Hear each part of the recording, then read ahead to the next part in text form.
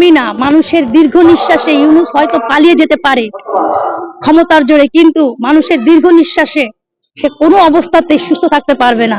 তার লাস্ট জীবন হবে। ইউনূসকে 0 দিতে চায়, জননেত্রী শেখ হাসিনাকে 100 দিতে চাই। উনি ছাড়া বাংলাদেশ কখনোই বাংলাদেশের জন্মই কিন্তু হয়েছে আওয়ামী লীগ থেকে। অতএব আওয়ামী লীগ আছে, থাকবে। হয়তো সাময়িকভাবে কিছুটা কার্যক্রম নিষিদ্ধ হয়ে আছে, কিন্তু যখন প্রকাশ করা হবে কার্যক্রমকে সুযোগ করে দেওয়া হবে। তারপরও আপনারা জানেন ইউনূস সরকারের আমলে আওয়ামী লীগের শব্দটা বললেই মানুষকে মেরে ফেলেছে।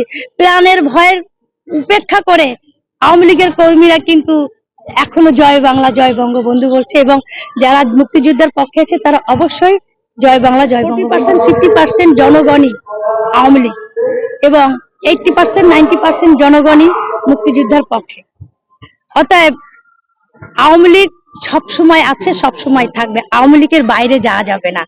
হয়তো ভিতরে ভিতরে আওয়ামী লীগ আছে, প্রকাশ করতেছে, তারপরও আপনারা দেখেছেন বিভিন্ন আওয়ামী লীগের অফিস খোলা হয়েছে, বিভিন্ন বারে আওয়ামী লীগের আইনজীবীরা জয়ী লাভ করেছেন, কারণ তাদের কার্যকলাপ সবসময় বাংলাদেশকে উন্নয়ন করা এবং জনগণ মুক্তিযুদ্ধের পক্ষে, সার্বভৌমত্বের পক্ষে, নিরাপত্তার পক্ষে আওয়ামী লীগ বেশ।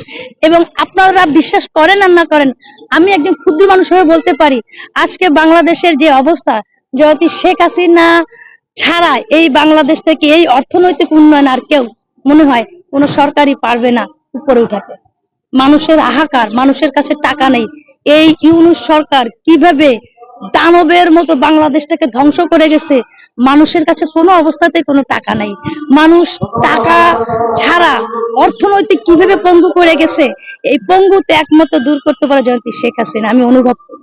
এবং আমার বিশ্বাস বাংলার বেশিরভাগ জনগণই এটা অনুভব করে। আজকে আমি হয়তো বলছি, সামনে নেত্রী অবশ্যই আসবেন, এটা আমার বিশ্বাস। কবে আসবেন সেটা জানি না, তবে বাংলার মানুষের জন্য তার প্রাণ কাঁদে। তার বাবা বাংলার মানুষের জন্য কেঁদেছিল, তিনিও বাংলার মানুষের জন্য কাঁদে, এবং বাংলার মানুষের জন্য তিনিও জীবন উৎসর্গ করতে পারবেন এই বিশ্বাস করি।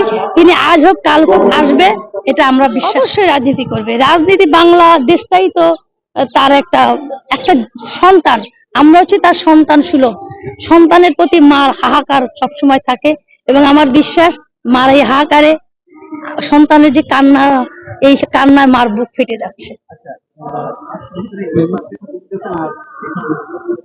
আমি আমি না, মানুষের দীর্ঘ নিঃশ্বাসে ইউনূস হয়তো পালিয়ে যেতে পারে ক্ষমতার জোরে, কিন্তু মানুষের দীর্ঘ নিঃশ্বাসে সে কোনো অবস্থাতেই সুস্থ থাকতে পারবে না।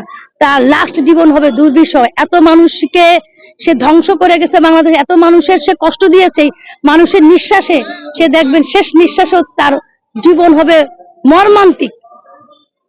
তার অর্থ একদিন কোনো কাজে লাগবে না। মানুষের অভিশাপে সে জর্জরিত, এবং বাংলাদেশের ধ্বংসের মহানায়ক হিসেবে সে সারা জীবন ঘৃণিত ভাবে মানুষ তাকে। ইউনূসকে 0 দিতে চায়, জননেত্রী শেখ হাসিনাকে 100 দিতে চাই। উনি ছাড়া বাংলাদেশ কখনোই সফল হবে না।